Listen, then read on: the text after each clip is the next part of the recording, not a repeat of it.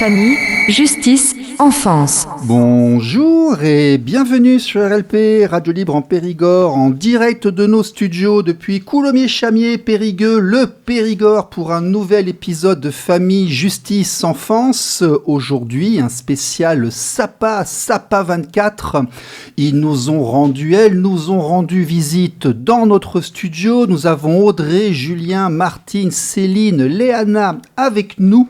Nous allons parler protection de l'enfance, nous allons parler placement, cette fois-ci, du côté des usagers du système de la protection de l'enfance, on va dire ça comme ça.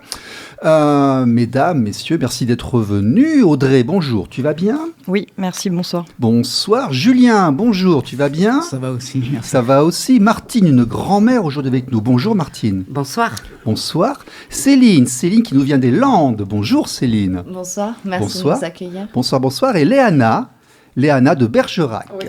Bonsoir. Bonsoir tout le monde. Bon, alors, dites-nous là, on en parle beaucoup sur les réseaux sociaux, on voit passer beaucoup de messages.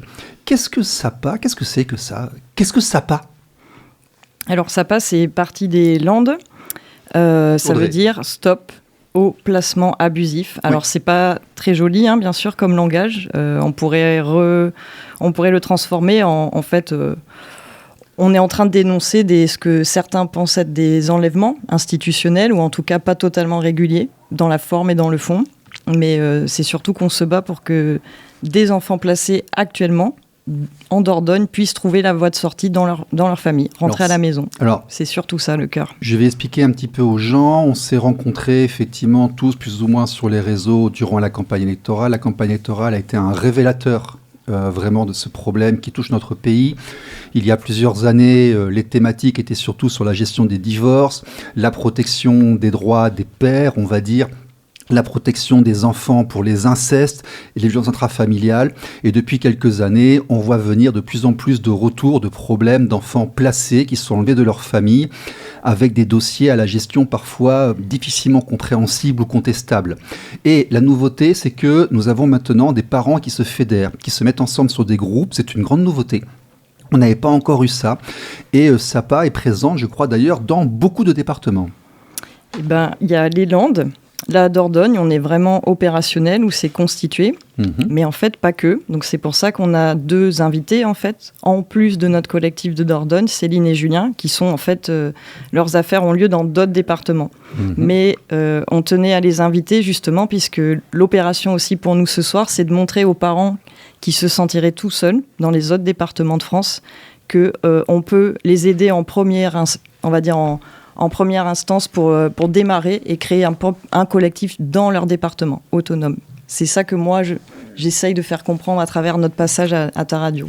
Donc en fait, Sapa, c'est de l'entraide, c'est de la mise en réseau, c'est du lien. C'est-à-dire que ce sont en fait des parents qui se regroupent, qui se mettent ensemble pour ne pas rester dans l'isolement. Parce que généralement, ce sont on va rentrer dans le vif du sujet. Quand on rentre dans ce secteur-là, c'est que nos enfants, pour une raison X ou Y, ne sont plus avec nous. Et puis, on ne se sent pas forcément très bien. Et donc, on va trouver du lien, on est des autres personnes pour s'échanger de l'information, éventuellement de l'entraide juridique, du soutien. C'est tout ça, Sapa, ou c'est encore autre chose ? C'est même plus, mais on ne va pas tout dévoiler aussi, par sécurité. Il y a des secrets. Mais oui, la base, c'est déjà que des parents ou des mamans, des parents désenfantés puissent déjà se parler. Énorme, déjà. Parce qu'il faut déjà sortir de la honte, de l'isolement, et trouver déjà une maman ou un papa qui vit la même chose. Déjà, c'est la base. C'est déjà énorme, c'est la première étape. Et nous, c'est ce qu'on a vécu en Dordogne. Pourquoi ? Grâce aux réseaux sociaux, puisqu'il y avait une maman qui allait tellement pas bien du fait des placements de ses enfants. Elle trouvait que c'était tellement pas juste et pas normal la situation qu'elle avait fait une page Facebook. Donc c'est parti d'elle. On la salue. Donc c'est grâce à elle. Je l'ai rencontrée il y a un peu plus d'1 an maintenant. Et ensuite, j'ai rencontré du coup Léana et on s'est fédérés. Et mine de rien, 1 an plus tard, on est 12-15 familles en lien, en Dordogne. Tout le monde ne s'est pas dévoilé, tout le monde n'est pas prêt à parler en public, tout le monde n'est pas prêt à faire état de son affaire, mais on est déjà au moins 15 familles, on se parle et on a un groupe privé pour ça. Oui, il y a du WhatsApp, il y a du Telegram, il y a des trucs et tout, il y a de l'échange d'informations, il y a du soutien, il y a de la vie. De manière générale. Et il y a aussi des choses... Alors Céline, aujourd'hui, nous vient des Landes. Donc c'est Sapa 40. C'est ça. Oui. Avec notamment, je crois qu'il y a eu des rencontres, il y a eu une semaine de camping qui s'est déroulée, me semble-t-il, en juillet, avec des conférences, avec des interventions de spécialistes. C'est aussi un mouvement qui est assez fort dans les Landes. Qui a démarré, oui, dans les Landes. Pardon.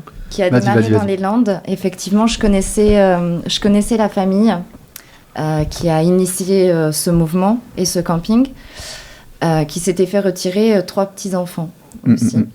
Et c'est de là que j'ai rencontré Audrey de la Dordogne. On y est allé, on s'est rencontrés là-bas et on a maintenu le lien. Et maintenant, on s'échange beaucoup de conseils aussi au niveau juridique, d'avoir plusieurs dossiers. Ça nous permet de les comparer, ça nous permet de voir venir aussi au niveau des étapes. Parce qu'on se rend compte que les étapes sont similaires, même si les cas sont tous personnels. On retrouve des schémas, effectivement, répétitifs dans différentes affaires. On voit des... Ouais. Avec chaque département, chaque famille a quand même sa particularité. Et c'est là où tous ensemble, on est plus forts. Oui, mais ça, je veux bien le croire. J'ai bien vu dans l'étude du milieu associatif que effectivement, quand les gens se regroupent, oui. Et puis après, ça finit par du lobbying. Et puis on essaie de faire passer des lois. On essaie tout du moins... ça, c'est un des grands axes. Moi, je suis plutôt essayer de faire changer les comportements sur le terrain et de sensibiliser les intervenants dans leur pratique quotidienne. C'est plutôt l'axe d'équité parentale au départ. C'est plutôt sur ça qu'on était. À Sapa 40 qui a démarré là-bas, il faut quand même rendre hommage à ce groupe Telegram où il y a beaucoup d'utilisateurs et beaucoup d'informations. Oui. Il y a beaucoup d'informations et il faut, quand on est parent désenfanté, il faut aussi pouvoir les encaisser parce qu'on encaisse déjà le désenfantement, on encaisse notre propre dossier personnel, on a tout cet échange d'informations et on a, comme vous avez dit, il y a la partie terrain où il faut continuer à vivre au jour le jour quand même. Faut gérer. Très important ça, parce qu'un jour il faudra qu'on soit présent pour nos enfants et ce jour-là il faudra être debout. C'est ça, et il faut qu'on gère aussi chaque visite médiatisée, chaque rendez-vous éducateur. Lorsqu'il y en a, oui. Lorsqu'il y en a, il y a les rapports d'audience, les jugements qui arrivent, ensuite il y a des comptes rendus d'éducateurs. Il y a énormément de choses sur le terrain à gérer. Effectivement, il y a tout un accompagnement de chaque personne et des familles aussi qui sont autour. Il n'y a pas que les parents, il y a aussi les grands-parents. Oui. Il y a les amis aussi. Quand on retire un enfant, on lui enlève sa vie sociale, ses clubs de sport, ses activités extrascolaires, ses amis d'école, l'intégralité de son arbre familial, mine de rien. C'est pas uniquement les parents directs. Ok. Et là, aujourd'hui, je vais demander... On va prendre la voix de la sagesse, la personne la plus mature du groupe aujourd'hui, la grand-mère, Martine, la grand-mère en fait. Martine, vous avez combien d'enfants ? 3 enfants, j'ai eu. Vous avez 3 enfants, vous avez combien de petits-enfants ? 7 petits-enfants. Donc, vous avez assisté à l'évolution de la société depuis 30 à 40 ans au moins, je veux dire. Voilà. Qu'est-ce qui vous surprend aujourd'hui éventuellement dans ce début du XXIe siècle, là, les années 2020, là, grosso modo ? Est-ce qu'il y a une grande différence avec les années 80 et 90 dans la gestion de la famille ? Alors au niveau, si vous voulez, dans les années 80, c'était beaucoup plus caché. C'était un sujet honteux. Mais là, je trouve qu'à notre époque, c'est plus violent. Donc vous voulez dire qu'en fait, il y a beaucoup plus de placements aujourd'hui qu'à 40 ou 50 ans ? Je pense, parce qu'avant, c'était plus ou moins caché. Oui. Et le mot « ASE », je ne le connaissais pas avant d'arriver dans la région. C'était la DAS, La DAS, c'est ça. La DAS qui était renommée en ASE dans les années 80. C'est ça, c'est ça. En 86. Donc, voilà, je trouve que... J'entends que ça autour. Après, c'est vrai que comme je suis dans ce système-là, mais... Que voulez-vous dire par « je suis dans ce système-là » ? Alors, ce que je veux dire, c'est que ça me touche directement. Oui. Donc, effectivement, maintenant, Est-ce que vous voulez bien nous dire comment vous êtes touché, pour qu'on comprenne l'origine de votre voix, comment vous parlez, dites-nous. Dans le sens que ça me touche, parce que c'est en enlevé, j'emploie ce terme-là, mon petit-fils. D'accord. Donc, en fait, vous avez pu élever vos enfants, mais vos enfants, à vous, ont eu des problèmes de placement avec vos petits-enfants, c'est ça ? Qu'une. Que ma fille. D'accord. Voilà. Et... pour moi, ça a été violent. Oui. Et on ne cherche pas, quand il y a des... ils ont affecté ma fille, mais à nous, les grands-parents, on ne nous a pas demandé, nous avons perdu nos droits, le pourquoi, le comment, on nous cite dans des affaires, on ne sait pas pourquoi. Jamais j'ai été convoquée. Un coup, je vous donne une visite, un coup, je vous le donne. Ils jouent trop avec ça. Et c'est pour tout le monde pareil, il n'y a pas que pour moi, je m'en aperçois. Et je vois que maintenant, il y a des grands-parents qui commencent à bouger. Oui, il y en a plusieurs. Il y en a d'ailleurs, il faut que je rappelle Fabienne, là, je m'excuse si tu nous entends, Fabienne, je n'ai pas eu le temps, je dois faire sûrement ce week-end. Mais oui, ce que je veux dire, c'est que vous, ce que vous faisiez quand vous aviez votre enfant, vos 3 enfants, oui. Avez-vous l'impression qu'aujourd'hui, les générations d'après ont en fait la même façon d'éduquer, la même liberté d'éducation, ou est-ce qu'il y a plus d'intrusion de l'État? Est-ce que ça marche moins bien? Il y a un peu plus d'intrusion, déjà au niveau de l'éducation nationale. Oui. Ils mettent bien un pied dedans. Pour moi, ça démarre de là. J'ai travaillé un peu dans ce système-là, avec des enfants comme ça, avec des pathologies. Et j'ai trop entendu de choses. Et pour un oui, pour un non, du moment que vous ne rentrez pas dans le moule de la société, c'est mon ressenti. Donc là, pour eux, il y a danger. D'accord. Voilà. Donc en fait, la définition du mot danger a évolué en 30 ou 40 ans. Ah, totalement. Voilà, c'est-à-dire qu'en fait, il y a 40 ou 50 ans, c'était vraiment les enfants, parce qu'ils étaient martyrisés, on ne les voulait pas. C'est ça. C'était vraiment... on allait vraiment sauver des enfants, même si là où ils étaient, ce n'était pas forcément génial. On a tous entendu des choses que vous avez entendues sur la DAS, tout. C'est vrai, ce n'est pas vrai tout le temps, mais c'est vrai souvent, comme j'aime à le dire. Donc effectivement, il y a ça. Aujourd'hui, ce n'est plus forcément le cas. C'est aussi sur des doutes. C'est aussi sur des dénonciations calomnieuses, c'est aussi sur des emballements du système, c'est parfois sur des raisons qu'on ne comprend pas. Il y a toujours effectivement les enfants qui en ont besoin, il y a toujours effectivement des enfants qui nécessitent d'intervention, mais dedans on se retrouve, on ne comprend plus très bien ce que fait la machine. Exactement, et de là, après, ça s'enchaîne, mais d'une folie, d'un enfant placé, et même la médecine qui se met dedans, le corps médical. Oui, parce que tout le monde dénonce au 119 pour un oui ou pour un non. Voilà. Voilà.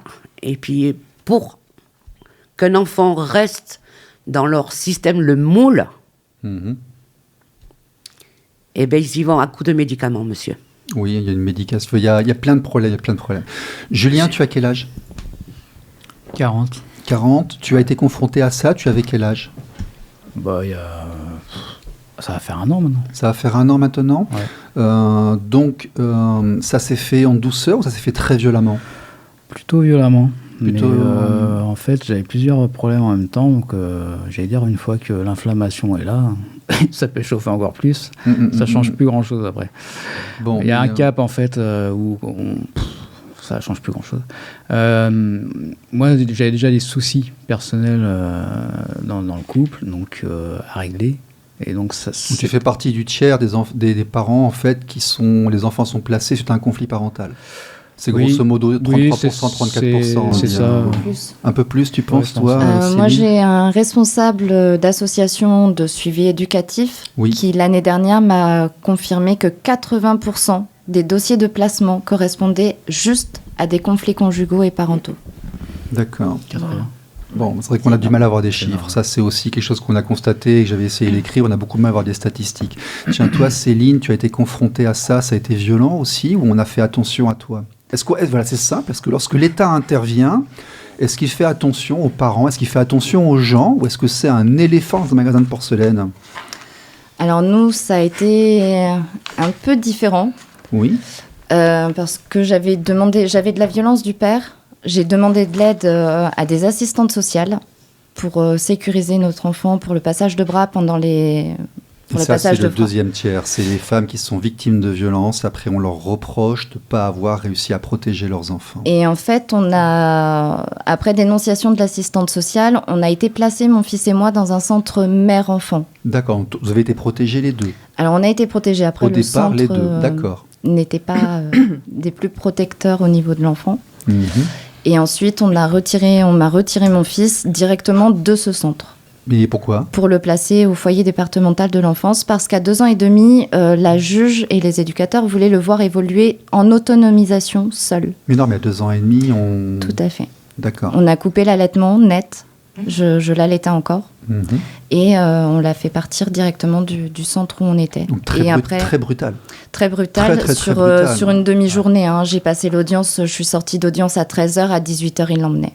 D'accord, donc vraiment à la hache et sans aucune prise en compte de la souffrance et de l'humain. C'est ça. D'accord. Et après, on rentre chez soi et donc on nous dit... Il y a des gens qui t'accompagnent ou tu es toute seule là et puis après le centre, tu regardes la corde qui pend du plafond et tu y réfléchis un peu après il faut réagir. Non, mais je veux dire, on est vraiment laissé tout seul, c'est ça On est laissé seul. Après, le centre m'a proposé une nuit supplémentaire. Ah, c'est gentil. Dans le centre, mais les enfants me demandaient où était passé mon fils quand même, donc ça faisait mal au cœur et je pouvais pas. Donc réactivité, je voulais rentrer chez moi, reprendre toutes mes affaires. Tu avais un endroit où aller quand même? J'avais mon propre appartement. D'accord, ok. Bon, ils t'ont pas dit on vous laisse une journée de plus et vous... D'accord, bon. Non. Après, là où il y a eu la défaillance a été qu'on n'ait pas été aidé en amont avec une éducatrice pour les passages de bras suivis et puis... ou à notre domicile. On a eu des jugements et des rapports sans que personne vienne à mon domicile au préalable. Ouais, alors ça, c'est aussi un très très gros problème, c'est que la détection n'est pas faite par des personnes qui ont de l'expérience ou qui sont... C'est une discussion qu'on a eue régulièrement. Et l'intervention, elle est assez inhumaine, oui. Léana, pareil, les choses se sont faites avec, psychologie, un processus que tu comprenais, qui était justifié, ou alors tu t'es faite laminer comme les autres et tu te retrouves toute seule. Je me suis faite laminer complet. On demande de l'aide parce que... Donc toi, tu as demandé de l'aide aussi. Parce que Mathis, malheureusement, on commence à dire à tout le monde, n'allez pas demander de l'aide. Même si votre enfant il s'est fait agresser au centre social ou à l'école, malheureusement, demander de l'aide, ça devient dangereux. Ouais. C'est ça. C'est dur de dire ça. C'est ça. Et puis même l'école, je pense que ça appuie un petit peu aussi parce qu'il n'arrivait pas non plus à se tenir à l'école. Donc du jour au lendemain, je fais une demande pour qu'on puisse m'aider. Et puis ça s'est transformé en placement. Et dans l'après-midi même, pareil, il a fallu que j'aille le déposer parce qu'ils n'ont pas tourné ça comme un placement direct. Ils m'ont dit, venez, on doit avoir rendez-vous avec votre enfant. D'accord. Je me suis présentée devant le service du HA. Finalement, ils me l'ont pris et puis ils sont partis avec. Du jour au lendemain, sans plus d'image. D'accord. Et toi, ils t'ont laissé là comme ça partir ou quelqu'un a pris soin quand même Moi, après, je suis rentrée chez moi toute seule. Donc, psychologiquement, c'était compliqué. Tu m'étonnes. Il n'y a pas eu de suivi ni rien. Donc, du coup, psychologiquement, c'est très, très compliqué. Donc, à vivre ça, c'est vrai qu'on s'enferme généralement sur soi-même. On n'a plus envie de faire confiance à personne. Le relationnel devient très compliqué et c'est tout qui rentre en jeu. Et ça, c'est vrai que cette partie-là, malheureusement, les services sociaux, pour eux, c'est anodin, alors que c'est quand même bien présent. Oui. Et c'est là où il n'y a pas du tout aussi de travail de fait venant de leur part. Parce qu'ils disent qu'il faut un travail entre le psychologique des parents et des enfants, mais techniquement, il n'y a rien. On dit qu'on est là pour le bien-être des enfants, mais déjà, en faisant une cassure pareille par rapport à un placement, le bien-être de l'enfant, il n'est plus contribuable là-dedans. Il n'y a pas de balance bénéfice-risque. Non, exactement. Donc, du coup, ça pique, quoi. Alors, ça, c'est le premier point. C'était quelque chose que j'ai vu avec beaucoup d'invités. L'État regarde de plus en plus nos enfants comme une chose qui leur appartient. Exactement. Ils en font un petit peu... C'est un peu un sac de sport. Ils en font exactement un peu ce qu'ils ça. C'est malheureux, mais on en arrive un petit peu à ça. Oui, Julien. C'est-à-dire qu'une fois que l'enfant est atterri dans les bras du conseil départemental, c'est un petit peu au revoir, en fait, à son enfant. Alors, il y a très peu de dossiers, enfin je n'ai pas tous vu, mais j'en ai vu sur plusieurs centaines, il y a très peu de dossiers où les sociaux arrêtent de travailler sur un dossier. Ça peut arriver lorsqu'ils n'y arrivent pas, que c'est vraiment un échec et que vraiment le parent est inattaquable et là ils vont dire vraiment, mais ça reste exceptionnel. En fait, là ils essaient de s'auto-alimenter, ils ont beaucoup de mal à se dénier et ils ont beaucoup de mal à arrêter de travailler sur un cas. Ça c'est exact. Oui, puis j'ai quand même ressenti qu'il y avait quand même un vide réel de la protection de l'enfance. Voilà. Oui. Audrey, toi qui gère un peu SAPA 24, donc il y a tout ça, etc. Est-ce que ce qu'on te dit là, ça résonne? Est-ce que là on a des cas particuliers, mais en fait, est-ce qu'on peut dire que c'est souvent comme ça? En tout cas, ce que je peux dire sur la Dordogne, on suit 12-15 affaires et elles sont représentatives du national. On retrouve de tout, les couples en difficulté ou en séparation. Il y a des cas où c'est ça va plus loin. C'est des gens qui étaient déjà en difficulté avec, par exemple, le système de l'éducation nationale, qui sont déjà usés, en fait, de ce qu'on commençait à dire avec Martine, cette main prise, cette tenue de nos enfants. Ça use les parents. Donc, en fait, on se rend compte que ceux qui ont déjà été en difficulté avec un système hospitalier, avec une école, avec des établissements publics, vont se retrouver en difficulté avec l'ASE aussi. Ça, c'est un pont que je vois maintenant. Alors ça effectivement, ça m'est revenu aussi plusieurs fois. Tu es à l'hôpital, ça se passe pas bien, tu commences à critiquer l'institution de l'hôpital. C'est une information préoccupante. Et le juge, quand il te reçoit, tu as compris le film. Oui, non, mais ça, on en a parlé avant. C'est une information préoccupante. Aucun procureur ne dira on n'y va pas. Ils vont tous demander à ce qu'on aille regarder.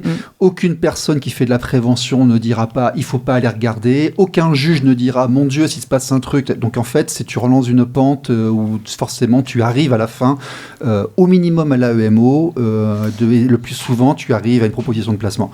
Rentrer au 119, c'est ça. Et moi, j'ai remarqué aussi sur des dossiers... Et critiquer l'école aussi, je veux dire. Tu as un conflit avec une institutrice, tu te retrouves aussi au conseil départemental. Ouais. Et c'est surtout que quand il y a une saisie du procureur, en quelque sorte, soit d'assistante sociale de l'école, les enfants sont d'abord retirés des familles et ensuite ils instaurent une mesure d'investigation, une enquête auprès de la famille. Et en fait, on se retrouve avec des parents qui ne comprennent pas que les éducateurs viennent enquêter chez eux, alors même que l'enfant n'y est plus.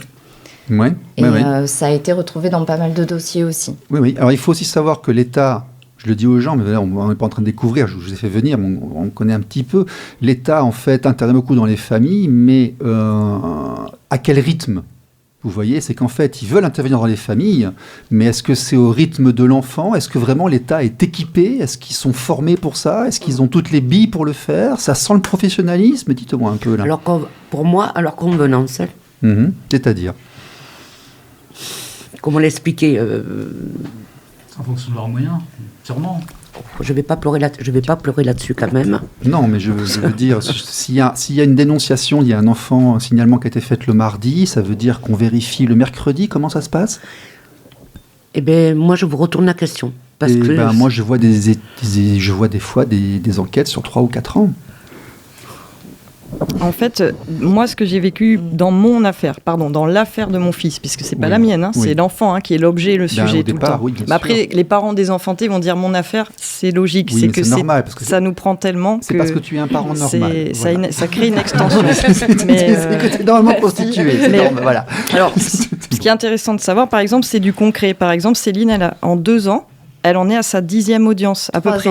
3 ans. 3 ans, 11 audiences. Qui c'est qui paye ? Qui paye quoi, la justice ou les avocats ? Ça va avec, parce qu'il y a on en parlera. Il y a eu de temps en temps où j'ai craqué, j'ai vidé un compte et j'ai payé au début quelques avocats.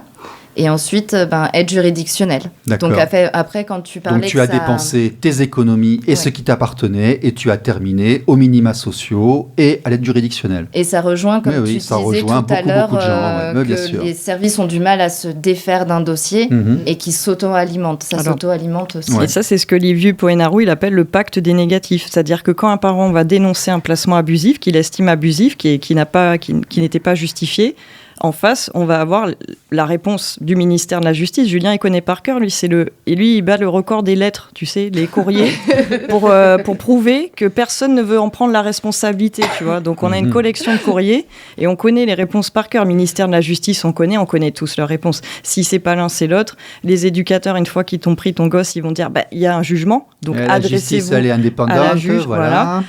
Et donc, on tourne autour. Mais en fait, c'est ça, le pacte des négatifs. J'adore comment Liviu Poenaru l'a expliqué, c'est que forcément, nous, quand on va dénoncer une partie du système de l'assistance éducative, en vrai, on dénonce tout en même temps, on ne fait pas exprès. C'est-à-dire que si on arrive, on dit, c'est illégal, le jugement est illégal, je le sais, je viens de vérifier, je viens d'avoir des billes, ils vont nous regarder, puis non, circuler, il n'y a rien à voir. Donc en fait, ils deviennent complices. Et c'est ça que nous, on vit. C'est qu'on vit des relations avec des éducs, des assistantes sociales, des intervenants, dont on sait qu'ils sont au courant qu'ils sont en illégalité. Puisque nous, on est des parents qui l'ont dit, qui l'ont assumé, qui ont dit, de toute façon, un jour, vous allez devoir répondre, en fait. C'est-à-dire, aujourd'hui, je fais rien parce que j'ai perdu, je suis obligée de me soumettre à vous. Parce que si je me soumets pas, je vais pas récupérer mon enfant. Parce que c'est ça, la vérité. C'est un test de soumission. Ça, c'est mon analyse. Non, c'est beaucoup de choses.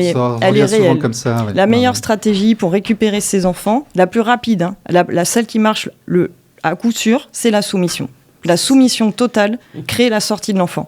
La vérité crée une situation de blocage et la situation ne va plus évoluer parce que la façon de travailler de l'ASE, de la psychologie en tout cas qui est mise en œuvre dans l'institution, c'est le parent doit accepter le placement. Quand il a accepté le placement, c'est le signe qu'il est OK avec ce qui avait été dénoncé.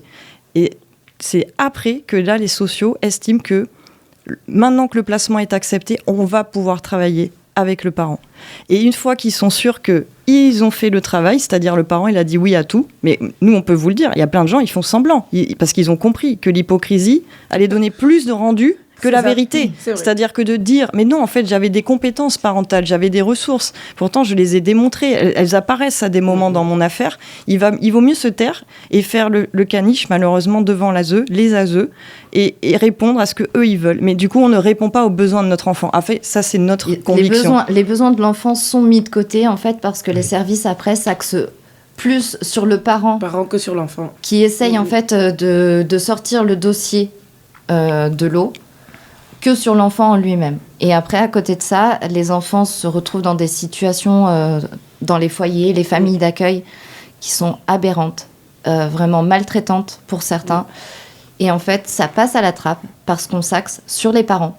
La protection de l'enfance en France a des résultats déplorables. Voilà. Il faut quand même le dire. Oui. Les statistiques sont hallucinantes. Donc, c'est un gouffre financier. Et on peut comprendre qu'un parent désenfanté soit en alerte maximale. Il vient de se faire prendre son gamin. C'est son rôle de parent. Et il sait que de l'autre côté, il y a une chance sur deux qu'il y ait un abus sexuel, un viol ou autre. Et que le gamin, il termine à moitié illettré, avec Paul Cachien et compagnie. Donc, c'est un peu normal que nous, quand vous nous enlevez nos enfants, même s'il y a un jugement, un papier, qu'on vous dit non, en fait, ça ne nous rassure pas du tout. Donc évidemment que le discours est faussé. On est dans une négation totale. Nous, c'est la Constitution. Et puis, la Constitution établit la primauté biologique. Nous avons le droit constitutionnel d'établir une famille, d'élever nos enfants. C'est notre pacte social entre nous. Donc quelque part, on défend un droit fondamental. Le problème, Stéphane, c'est qu'en fait, je pense que excuse-moi, j'ai cité ton prénom. C'est que, en fait, il faut quand même l'avouer, tout le problème émerge d'une forme de corruption judiciaire, tout simplement. Alors, j'aime pas le mot corruption parce que ça veut dire je te donne un paquet d'argent pour avoir des choses. Si tu veux. Oui, mais c'est pas forcément le cas. Alors, je comprends ce que tu veux dire. Corruption, corrompu, dans le sens imparfait, dans le sens imperfection. Dans le sens que finalement, la justice est au courant de ce qui se passe quand même. Je sais pas, moi je rencontre plein de gens qui essaient de faire de leur mieux. Je pense qu'un juge n'est pas forcément impartial à chaque jugement. Je l'ai vécu et mon affaire a traîné depuis tellement longtemps. Pour moi, c'est long, un an pour ce qui s'est passé. Mais oui. Et pour tout ce que j'ai mis en place aussi. J'ai quand même fait une formation de papa expert. J'ai quand même assisté à toutes les visites médiatisées et j'ai quand même été ouvert au dialogue. Enfin voilà. Là où on peut rejoindre Julien, c'est qu'effectivement, moi j'ai des avocats qui m'ont dit « Madame, vous avez repéré toutes les failles du dossier, toutes les défaillances, tout ce qui ne fonctionne pas, mais vous ne pouvez pas le dire. » J'ai un éducateur qui m'a dit un jour « Madame, vous n'êtes pas assez hypocrite. » Voilà. Donc on a un problème, on a un problème de surintervention de l'État, on a un problème de lenteur, on a un problème de services qui ne travaillent pas forcément entre eux, on a un problème de formation générale, on a un problème de gens qui refusent d'avoir tort. Et on a un problème d'un système qui ne marche pas, en fait. Oui, et il y a une avocate, Frédéric Martin, qui explique un peu avec un livre de la Cour des comptes, comme quoi l'argent, en fait, est mis dans le placement, donc dans le retrait des enfants, des familles. Au lieu de le mettre dans la prévention. Dans la prévention et dans l'accompagnement suivant. Mesdames, Mesdemoiselles, Messieurs, nous allons lancer le générique de fin. Et pour ceux qui le souhaitent, qui sont en direct sur YouTube, parce que nous sommes en direct sur YouTube, je propose que nous répondions ensuite aux questions du chat. Très bien. À tous, merci d'être venus. À bientôt. Au revoir. Au revoir. Bonsoir. RLP. Radio libre en Périgord. Famille, justice, enfance.